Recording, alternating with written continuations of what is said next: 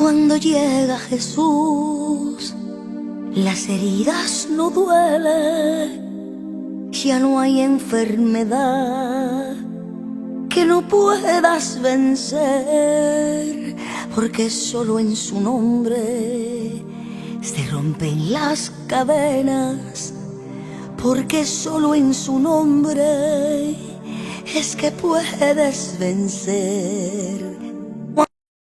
Dios le bendiga rica y poderosamente en el día de hoy. Continuaremos con el libro de Apocalipsis capítulo 13 con este estudio, y que Dios los sorprenda grandemente con esta palabra poderosa para que te use y te prepare, Iglesia de Jesucristo, en los tiempos venideros. Porque tú y yo, como ministro, como oveja, como siervo del Dios viviente, debemos conocer las profecías que se han de presentar en los últimos tiempos para que estemos apercibidos de las cosas y no nos caiga nada por sorpresa.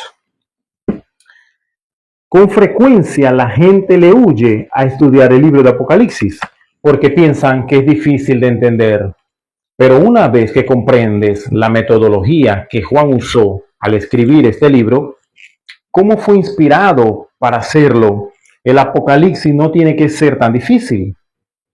Una de las cosas que vemos es que Juan habla en orden cronológico sobre lo que acontece, pero algunas veces se detienen y regresa para compartir con nosotros una nueva perspectiva de lo que dijo con anterioridad y más completa. Es un entendimiento más completo del pasaje. La semana pasada hemos visto que regresamos 2000 años atrás, o el estudio pasado, al tiempo del nacimiento de Mesías en Apocalipsis 12, y luego avanzamos hacia los últimos días.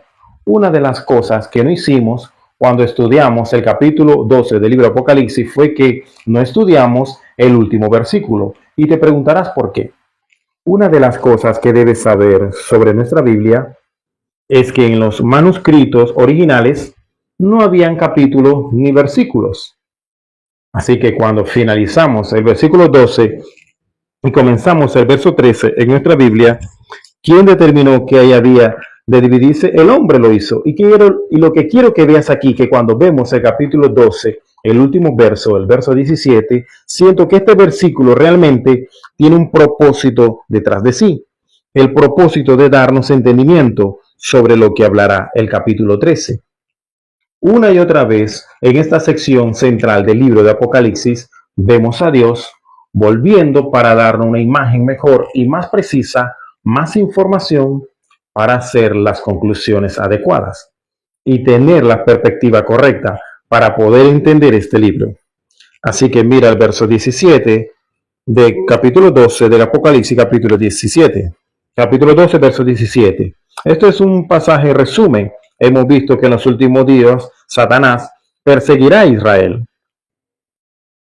al final de los últimos tiempos. En el verso 17, él quiere hacer una declaración. Mira lo que dice. Y el dragón se enfureció contra la mujer, hablando de Israel. Y dice que fue e hizo guerra. Esto es importante, porque ya hemos visto que ha hecho guerra en contra de Israel. Pero ahora vamos a algo que tomó lugar antes. No se trata de la persecución de la Israel no redimida, sino de aquellos que llegaron a la fe en el Mesías, los que llamamos los primeros frutos, aquellos que entraron en una relación de pacto con Yeshua por medio del Evangelio. ¿Por qué lo digo? Noten cuán especial o específica es la terminología del versículo 12. Una vez más, y el dragón se enfureció contra la mujer y hizo guerra contra el resto de sus descendientes. Esto demuestra que la comunidad de creyentes está pactada con Israel. ¿Por qué podemos estar seguros? Porque mire lo que dice Pablo en capítulo de Romanos 9, versículo 6. Cuando dice, no todo Israel es todo Israel. ¿Qué quiere decir esto? Cuando dice Israel, habla sobre el pueblo judío en un sentido muy genérico. No todos los judíos serán parte de Israel. ¿Y qué significa cuando dice Israel por segunda vez? Está hablando de la familia de Dios. Habla de la congregación de los redimidos, hablando de la gente del reino. Luego hablamos a Pablo en el libro de Romanos, hablando que habrá dos tipos de personas en el reino. Aquellos que provienen de la descendencia natural de Jacob, pueblo judío, pero también habrá una porción de aquellos que son gentiles. Así que de lo que hablamos aquí es de aquellos individuos que son parte del reino, parte de Israel, que es el pueblo del reino, pero que llegaron a esta relación, como veremos a continuación. Una vez más, este dragón vendrá y hará guerra contra el remanente de su descendencia. ¿Quién es este remanente? Aquellos que guardan los mandamientos de Dios y quienes tienen el testimonio del Mesías Yeshua. Ahora, hay dos cosas que necesitamos ver aquí. Innegablemente estamos hablando de creyentes al final del verso 12. En segundo lugar, noten que hay una relación aquellos que guardan los mandamientos de Dios, o sea, caminan en obediencia a los propósitos, los planes, la voluntad, la palabra de Dios. Y esto manifiesta el testimonio de Yeshua. Entonces vamos a ver más y más cómo existe una relación entre el pueblo redimido de Dios y aquellos que caminan en obediencia a la palabra de Dios. Bien, ahora entremos al capítulo 13, verso 1. El capítulo 13 es uno de los capítulos más importantes en el libro de Apocalipsis, porque nos da una visión muy breve, pero clara, sobre lo que ocurrirá en los últimos días. Se enfocará primero, como dice en ese último verso, el verso 17 del capítulo 12, se enfocará ahora en la comunidad de creyentes. Entonces, regresa en el tiempo, está haciendo un repaso. Miren el verso 1, y yo estaba de pie sobre la orilla del mar. Aquí Juan, quien recibe esta visión, está de pie en la orilla del mar. Noten lo que sucede. Dice, miré y una bestia ascendió del mar. Lo que busca decirnos aquí y lo que está recibiendo Juan, visión de Dios, está de pie sobre la orilla del mar, donde puede mirar y contemplar el lugar. Ahora, compartí con ustedes que empezando el capítulo 12, había un énfasis. Dios presentaría de una manera única y especial este concepto del mar. El estudio pasado aprendimos sobre el mar que continuamente se está moviendo. Con frecuencia las olas rugen. Y lo que extraemos allí es inestabilidad. Entonces, sobre la bestia, lo que hemos aprendido de la bestia, que es un imperio. Hablando de los últimos días, vemos que hay un imperio que se levantará y surgirá a la inestabilidad del mundo. Es muy importante que veamos esto. Noten una vez más en el verso 1. Y yo estaba de pie sobre la orilla del mar y miré, y vi una bestia ascendiendo del mar que tenía 7 cabezas y 10 cuernos, y sobre cada uno de estos cuernos había una corona, entonces 10 coronas. Esto es muy similar, pero lo que vemos aquí tiene relación con lo que vimos en el capítulo 12. En el capítulo 12 también vimos una bestia con 7 cabezas, y esto será probado cuando entremos en el versículo en el capítulo 17 de Apocalipsis, que esta bestia tiene 7 cabezas que representan 7 imperios y que se manifiestan en tiempos diferentes. ¿De quiénes se tratan? Repasémoslo brevemente y volveremos a verlo cuando estudiemos Apocalipsis 17. Se trata de Egipto, Asiria, Babilonia, luego los medos y los persas, es una alianza, medos persas, el quinto es Grecia, el sexto es Roma, y luego el séptimo, el último, o aparentemente este último imperio, es el séptimo, desde el punto de vista de Daniel, es el más singular. Es el imperio más difícil de entender, aquel que resulta más terrible y temible para Daniel. Entonces vemos 7. También vemos que habrá 10 cuernos. ¿Qué son estos? Estos son 10 reinos que se unen y conforman este imperio. y cada uno de estos tendrá una corona, es decir, que habrá un reino de reinos. Eso es lo que nos quiere decir aquí. Mira algo más, final del versículo 1. Dice, y sobre su cabeza de este imperio había nombres blasfemos. Entonces, lo primero que vemos de este imperio es que la manera como gobierna es una manera blasfema, impía. Este imperio, ya sea que hablemos de Egipto, de Asiria, de Babilonia o de cualquiera de lo que nombramos, todos ellos se levantan en oposición a Dios. Y ellos manifiestan que su posición es de una manera demoníaca, de egipcio, de Babilonia, de Siria, Babilonia, los persos, de Roma, de lo que sea. Ellos todos eran perseguidores del pueblo judío.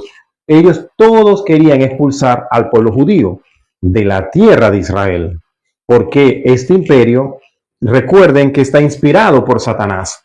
Satanás conoce la palabra de Dios, aunque no se somete a ella, se revela en su contra. Él entiende que la voluntad de Dios, que el pueblo judío que habita en su tierra, y Satanás, por tanto, quiere expulsar al pueblo de allí. Y déjame compartirte algo hoy. En la época que vivimos actualmente, una de las cosas más controversiales es el pueblo judío que habita en la tierra de Israel. Cuando vemos esto de la tierra de Israel, en las costas, si conoce las profecías donde el pueblo judío debe habitar antes de que el Mesías regrese, y no solamente hablo del rapto, hablo de la segunda venida, hablo del establecimiento del reino. Una de las cosas que los profetas dicen muy claramente es que el pueblo judío necesita habitar en las ciudades antiguas que fueron destruidas. ¿Dónde se encuentran?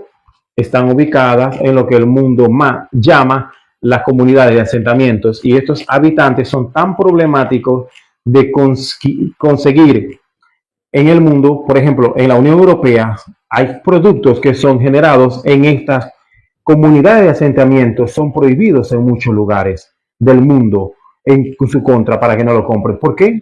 Porque hemos visto que el mundo va en oposición a la voluntad y propósito de Dios. Entonces, mira de nuevo.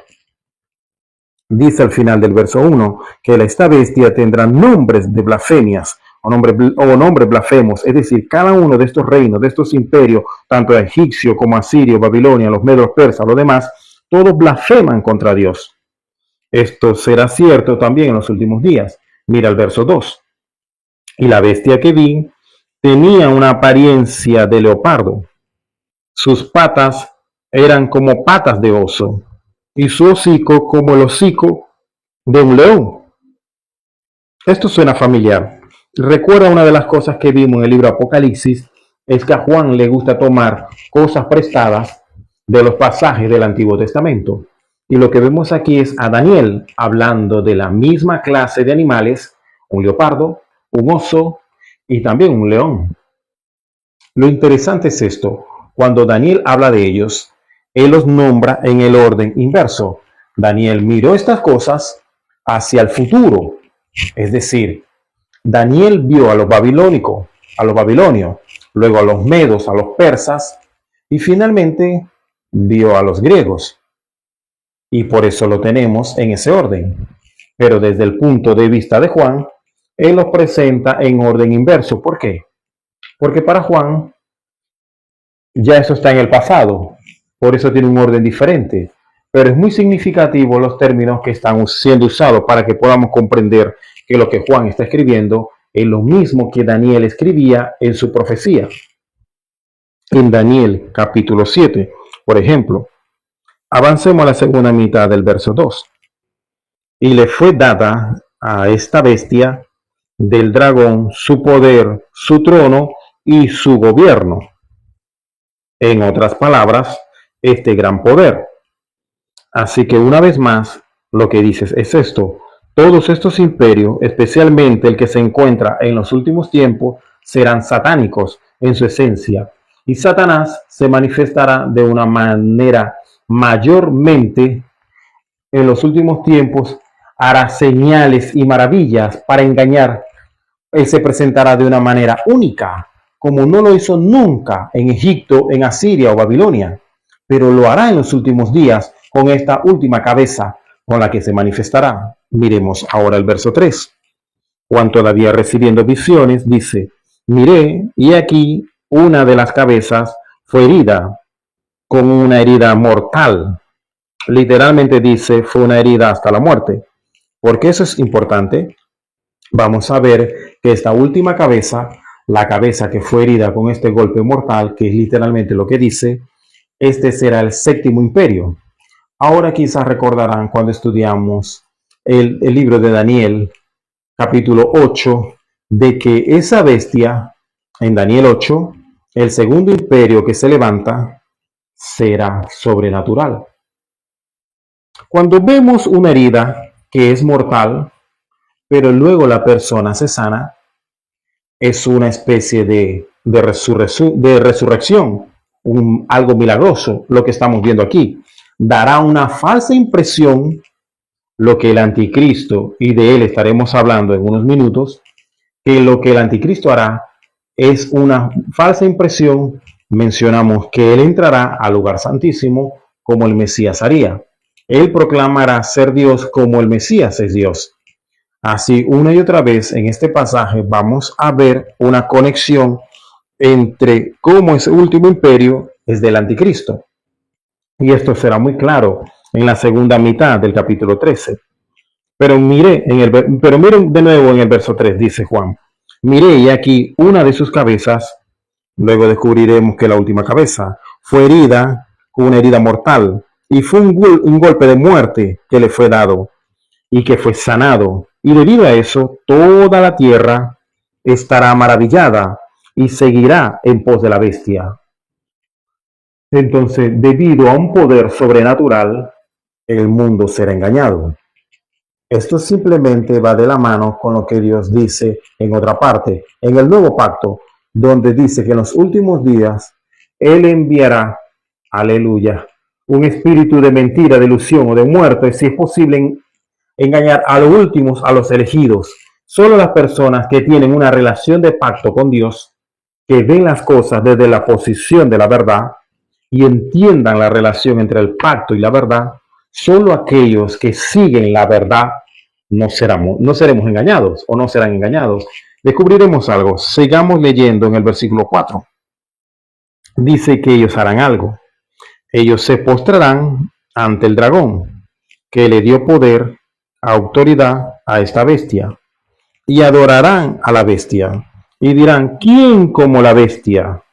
O sea, serán testigos de algo oscuro, algo sobrenatural, y por tanto sacarán una conclusión errada, que cualquier cosa sobrenatural debe ser Dios, y no es el caso.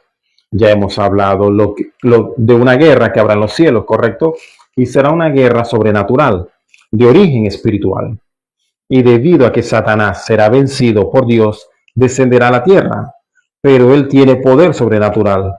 Y aquellos que no están conscientes de lo que dice la Sagrada Escritura, y es muy específico la Escritura de lo que hará esta bestia, aquellos que no son expertos en las Sagradas Escrituras, quienes no están preparados para los últimos días, que no saben qué esperar, serán engañados fácilmente por el enemigo.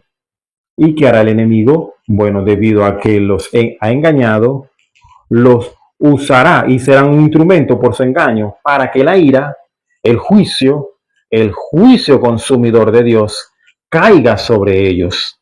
Eso es lo que él quiere. Satanás sabe que ha sido derrotado. Él sabe que no saldrá triunfante. Y lo que quiere hacer es traer la mayor cantidad de muerte y destrucción sobre todos los que puedan. ¿Por qué? Porque es su naturaleza. Él se deleita en el sufrimiento de otros. Esto es lo que escuché de un teólogo. Si Satanás supiera, y lo sabe, quién es el Mesías, para lo que él fue enviado al mundo, ¿por qué participó en la muerte del Mesías? O sea, ¿por qué entró en Judas? Porque actuó de la manera como actuó en Judas para entregarlo y que fuera muerto en el madero. Y el madero que representa la victoria y la redención para nosotros, porque él fue tentado por su amor y pasión por el sufrimiento. No pudo refrenarse a sí mismo, fue consumido por su deseo de ver a Yeshua sufrir, aunque esto significara su propia derrota. El teólogo preguntó, ¿pueden entenderlo? Absolutamente sí. Durante muchas ocasiones en nuestras vidas, hacer algo está mal y sabes que si lo haces será desagradable y deshonroso ante Dios. Pero ¿qué pasa? Como tu carne lo desea con tanta fuerza, tú vas y caes. De eso es lo que hablamos aquí. Entonces Satanás será engañado por sus propias pasiones lujuriosas para luego usarla y hacer lo que él quiere y desea. Y ese es el sufrimiento y dolor de otro. Veamos de nuevo el versículo 4. El mundo adorará al dragón, que le dio a la bestia poder y autoridad. Lo adorarán y dirán, ¿quién como la bestia y quién será capaz de hacer guerra en su contra? ¿De qué habla aquí? Muy simple.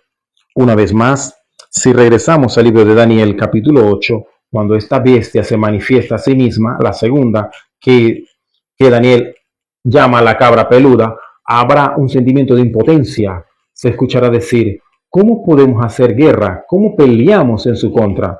Porque es sobrenatural. Pero lo que ocurre es esto.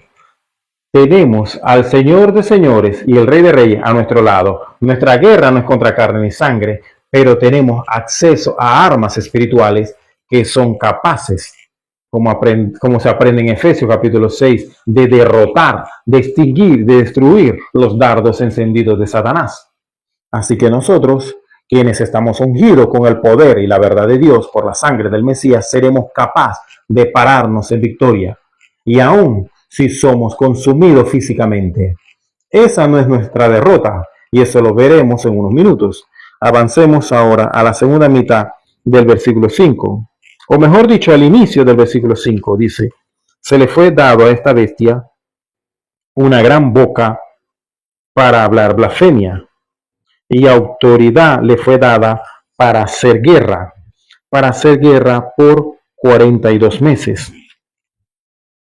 Eso es importante porque 42 meses, recuerden, la semana 70 de Daniel, está hecha de 2 periodos de 42 meses o 2 periodos de 3 años y medios. Y lo que vemos aquí es que la bestia hablará blasfemia en contra de Dios. Y mira en el versículo 6. Dice lo siguiente, y abrió su boca y blasfemó contra Dios, blasfemó el nombre de Dios, blasfemó contra su tabernáculo, o sea, el de Dios, y contra aquellos que habitan en el cielo. ¿Qué significa habitar en los cielos? Aquellos que están comprometidos con el reino de Dios. Noten que él blasfemó contra Dios y el nombre de Dios. ¿Qué significa el nombre? Lo hemos dicho muchas veces. Él blasfemó contra el carácter de Dios. ¿Ven? Lo que debemos anhelar más que cualquier otra cosa es que el carácter de Dios pueda ser nuestro carácter, que podamos manifestar las características de Dios en nuestras vidas. Y Satanás se opone en contra de eso. ¿Qué hará él? De nuevo estamos hablando de los primeros 42 meses, porque hay una persecución de creyentes. Esto lo podemos apreciar desde el versículo 7. El versículo 7 es muy importante en Apocalipsis 13. La razón la leemos aquí, verso 7. Y le fue dada, eso significa le fue permitido a esta bestia hacer guerra contra los santos. Y esto se refiere a seguidores del Mesías Yeshua. Le fue dada autoridad para hacer guerra contra los santos e incluso de derrotarlos. ¿Qué significa? Significa que nos van a matar. Eso no es un problema y se lo voy a explicar. Si se fijan, cuando el Mesías hablaba en los últimos días y decía que seríamos librados inclusive de la muerte, pero ni un cabello de nuestra cabeza sería dañado. Entonces, podemos ver que nuestra vida física tiene un fin, es una derrota. La sangre y la carne heredarán el reino de Dios. No nos preocupemos por el bienestar de nuestra carne, preocupémonos por el bienestar de nuestras almas. Así que, aunque Él pueda derrotar nuestra existencia física, sabemos que no podrá tocar el futuro espiritual que tenemos con un nuevo cuerpo, al cual nuestra alma entrará. es un alma redimida por la sangre del Mesías. Entonces dice aquí que esta bestia lo derrotará y le fue dado para gobernar sobre toda la familia de la tierra, sobre cada lengua, sobre cada tribu o pueblo. ¿De qué está hablando aquí? Bueno, ahora vemos a este único gobierno, a este imperio que gobernará. Y necesitamos ver lo siguiente. Él comenzará su gobierno debido a la inestabilidad que habrá en el mundo. Y esto sigue exactamente lo que el Mesías dijo. Si te fijas, por ejemplo, en Mateo 24 y miras desde el versículo 6, el contexto aquí es el Mesías en el monte de los Olivas, hablando de los últimos días. Y en los versos 6, 7 y 8 dice que habrá guerra y rumores de guerra, pestilencia y hambruna, dificultades. Pero estas cosas deben suceder. Entonces, desde el versículo 9 habla sobre persecución a los creyentes, persecución a los discípulos, sus discípulos. Y luego encontramos que al final de este tiempo de persecución, algo diferente ocurrirá. Allí habla de cómo el final de esta era no sucederá hasta que el evangelio sea predicado. Y entonces lo que ocurrirá es que llegará un tiempo, la segunda mitad de la semana 70 de Daniel, en la que Israel será perseguida. De eso ya habíamos hablado. Entonces, lo que debemos ver es con cuánta precisión lo que Juan está diciendo aquí en Apocalipsis 13 sigue el mismo orden que detalló Yeshua en Mateo 24, Marcos 13 y Lucas 21. Entonces, no se trata de una revelación diferente, sino simplemente de diferentes descripciones de los eventos finales y más acertadas. ¿Por qué esto es tan importante? Noten lo que dice. Él gobernará sobre todo el mundo. ¿Y cuál será el resultado para nosotros? Esto es exactamente de lo que hablaremos la próxima semana o el próximo estudio cuando continuaremos con Apocalipsis capítulo 13. Así que el Señor te bendiga rica y poderosamente. Ven y únete a nuestro Mesías Salvador. Jesucristo te ama. Ten un encuentro personal con el Hijo de Dios. Ven antes que sea demasiado tarde. Arregla tu vida, tu pensamiento. Si has pecado, pídele a Cristo que te limpie con tu sangre. Y si tú conoces al Cristo y le has dado la espalda, ven, arrepiéntete. Arrepiéntete como lo hizo Pedro. Pedro lo negó. Pedro rechazó de conocerle, pero luego él se arrepintió, lloró amargamente. Es el tiempo de que llores amargamente, de que te arrepientas ante la presencia de nuestro Señor Jesucristo, porque misericordia hay para todos aquellos que invocan su nombre. Jesucristo te ama. Dios te bendiga rica y poderosamente en el nombre de nuestro Señor Jesucristo. Shalom.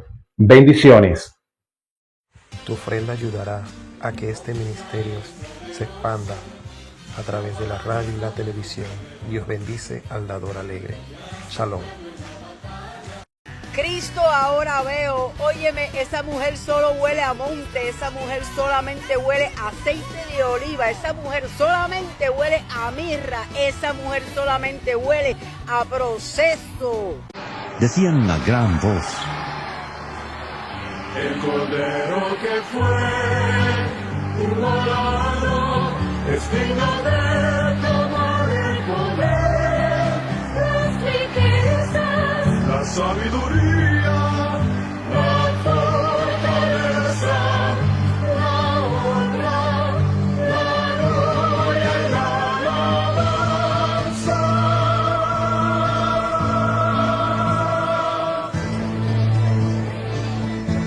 a todo lo creado que está en el cielo, sobre la tierra, debajo de la tierra y en el mar, y a todas las cosas que hay en ellos. Oí decir: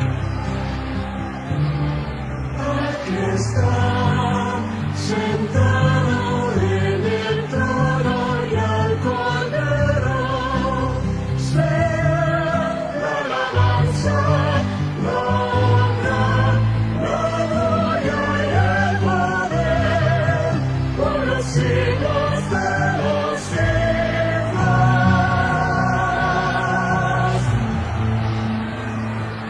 Los cuatro seres vivientes decían: